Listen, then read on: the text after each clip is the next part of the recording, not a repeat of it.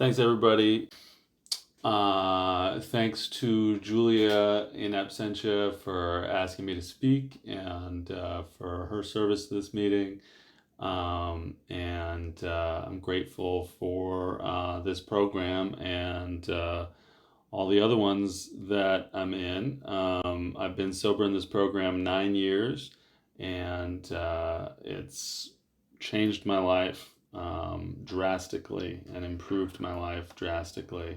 So I strongly suggest it to anyone who's new, and anyone who's not new, I suggest continuing. um, I'm 40 years old. I'm 16 years sober in AA, 14 years in Al-Anon and DA, and 9 years in this program. And then there's a couple other ones. I joined Recovering Couples Anonymous with my wife a year or two ago, and that's been really great. I came to this program because I was in severe pain, and none of my other programs helped. I found the most experienced guy I could find in AA, and doing a relationship inventory with him did not help me. I talked to everybody I knew in Al-Anon, and it didn't help. Nothing could help. I was in and out of a relationship with a person who I would later understand wasn't available to be in a relationship. But what it looked like at the time was I got dumped by the same person 14 times in 10 months. I just kept going back to her and asking her to take me back. She'd take me back, and then she'd dump me again.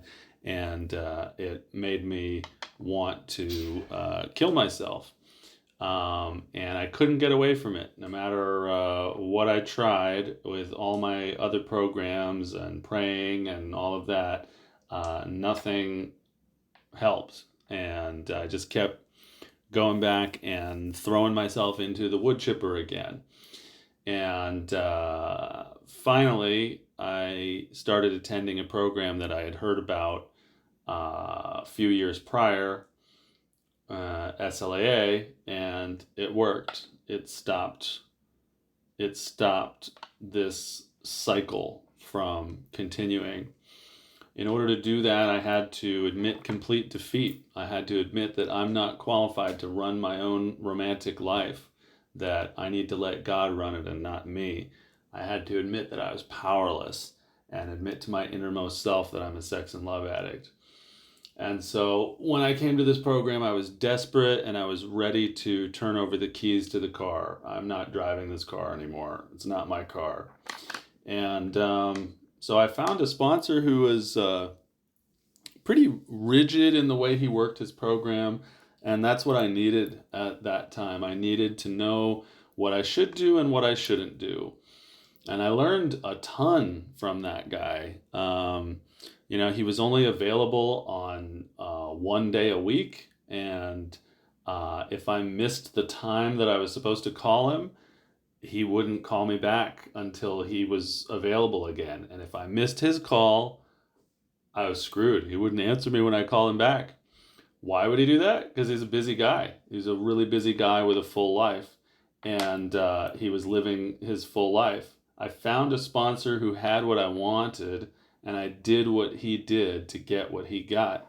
And I have a very busy and full life today, thank God, filled with things that I love to do.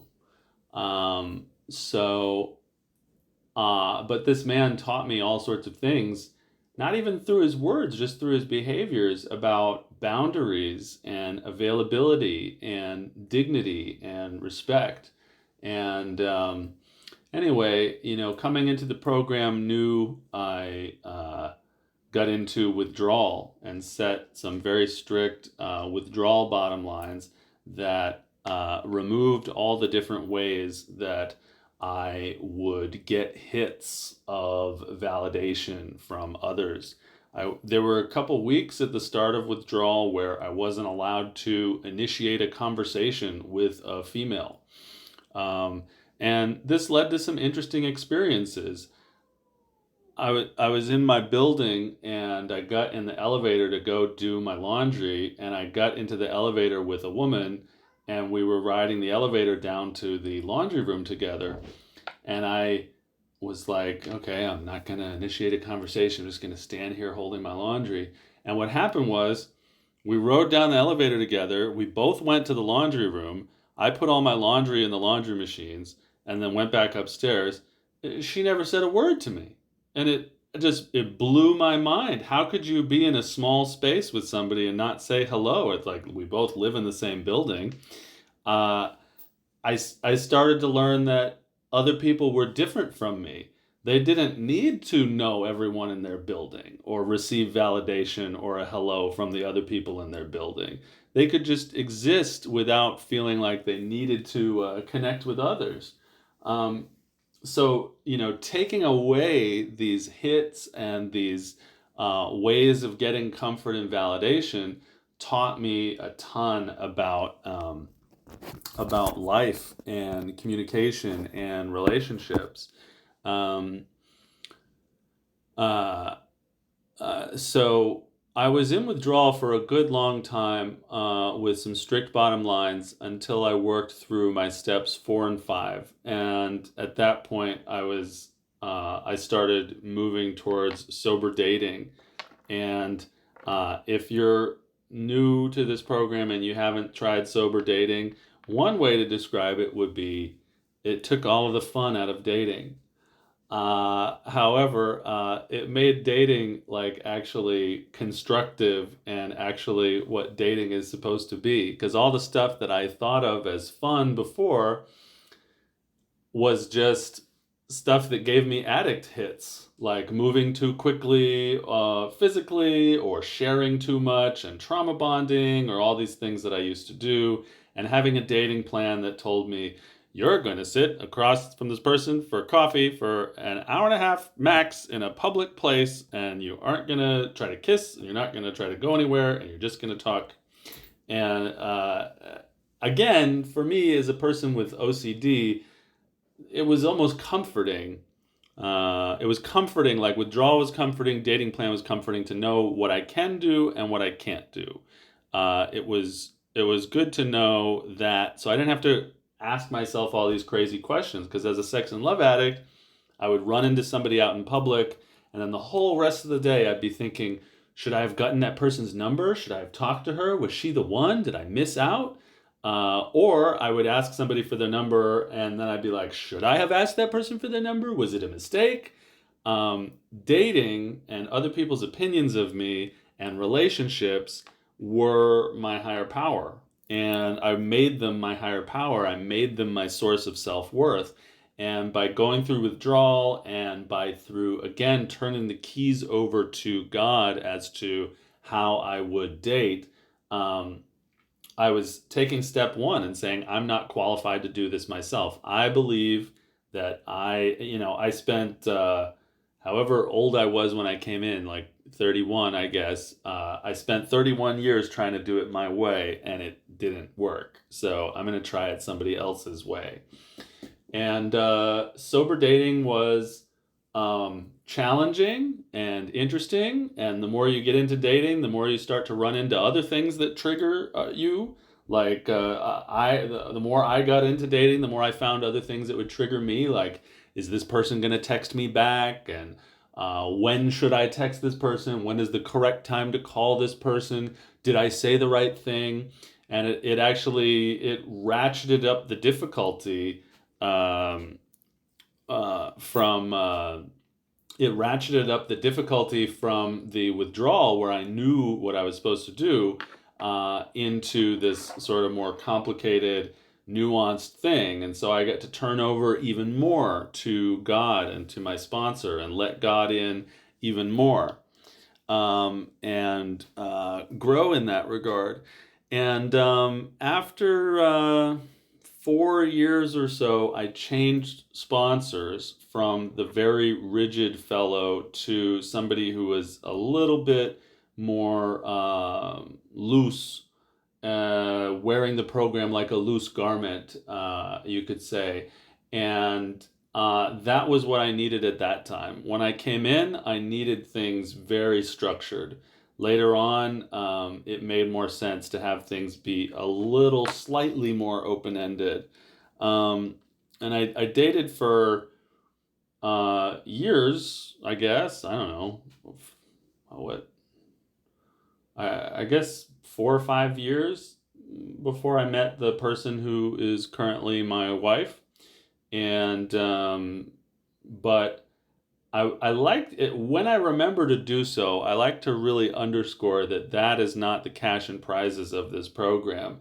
Meeting my wife is not the cash and prizes here. The cash and prizes was that during withdrawal, when I no longer was getting validation from outside sources, I learned to get my comfort and my sense of self worth from my relationship with myself and my relationship with God.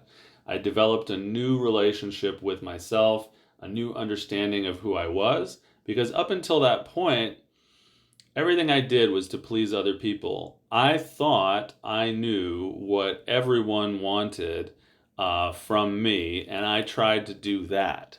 But that wasn't in line with who I was.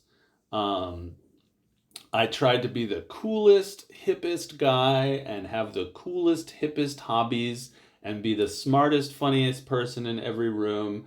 And to some extent, I succeeded at those things, but I felt alone while I was doing that. My actual hobbies are quite nerdy and not hip and cool at all, but they're very, very fun for me, and that's what I like. So I got to learn that by going through withdrawal and developing that relationship with God and myself, what my hobbies are, not what I think everyone else wants me to have as a hobby. And I get to date people that I actually like rather than the people that I think other people want me to date, right? I would date people just because I thought it would make me look good to other people rather than actually dating people who I actually liked. So when I got it, I dated a few people over the years, got into a relationship of sorts that was brief, and eventually I met my wife, she who would become my wife, and I showed up as myself to that dating situation. Um, I I let her know what I wanted in a relationship, and I shared my authentic self with her, and she shared her authentic self with me, and we got to know each other and gathered information about each other through dating because dating is nothing but gathering information. We gathered information about each other and discovered that we were a good match. There's a lot of things in life that if you just look at them as you're discovering whether it's a match or not, it can be a lot less upsetting, whether I'm talking about a job situation or a dating situation that doesn't work out or a house hunting situation. You're just discovering whether something is a match or not. And the truth of the matter is better to experience than trying to force something to be what you want it to be longer than it is. 2 Aprils ago, my wife and I got married, and last August, our daughter was born, and we just celebrated her 1 year birthday party a couple weekends ago. And the yard was full of people that I've met through my hobbies, that I've met through connecting with other people, through combating my anorexia and forcing myself to talk to others and connect with others and take my medicine of living in tradition one and participating in the world. Our wedding was populated with people that I'd met in all these different hobbies and places and combined our two worlds. I've got 20 seconds left on my clock over here, so I'm just going to wrap up. The life I have today is a freaking dream. And that dream is very different than the dream I had when I came into this program. When I came in, I wanted to be the richest person in the world, the most famous person in the world, and to have every single person want to date me. And not only was that unrealistic, but that is a mess of a dream. Every day I wake up super grateful for the life that I'm currently living with this family. It is a huge effing blessing that I would not have with Sex and Love Addicts Anonymous. So I encourage everyone to keep coming back, and thanks for letting me share.